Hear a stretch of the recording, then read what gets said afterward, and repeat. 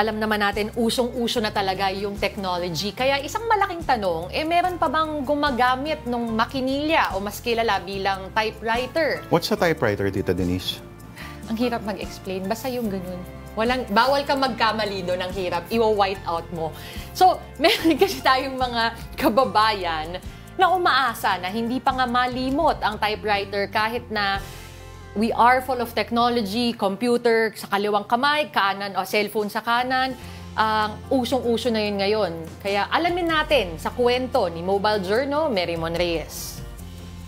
Mga kapatid, naaalala niyo pa ba yung tuk-tuk-tuk at tak-tak-tak ng isang typewriter? Kung hindi na dahil sira o wala ng inyong antique typewriters, worry not dahil may mga natitira pang repair shop sa bansa.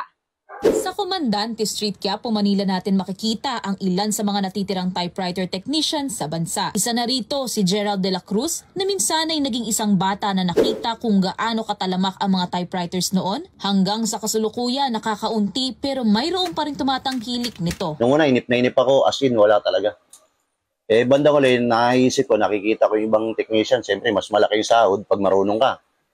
Ayun, hanggang eto na. Yun nga lang, sa halos 3 dekada niyang nasa industriya, hindi mawawala ang mga nega. Pero batid niya, motibasyon niya ang kanyang pamilya. May 3 pa akong pinag-aaral 2 pa lang yung napatapos ko Saka bread and butter ng pamilya ko Sa tulong na rin ng misis ko, siyempre. May trabaho siya. Nasa 1,000 mahigit na raw ang nahawakan at naalagaan niyang typewriters. Kasama na rito ang matandang modelo na nagmula pa sa taong 1800s. Isang electric typewriter, stenographer at pati ang makalumang check writer. Bukod sa matrabaho at masinop na repairs, pwede rin daw sa kanya magpahanap ng mga specific o antique models ng typewriters. Kaya umaabot sa ibang bansa ang kanyang serbisyo. Pero huwag din daw mag-alala sa presyuhan ng kanyang pagbenta dahil swak sa budget ang ino-offer niya, depende na lang sa klase at restoration na gagawin. Kaya nakikita niya rin na hindi mawawala ang typewriters. They are here to stay. Kasi nagbebenta ako sa mga estudyante, may mga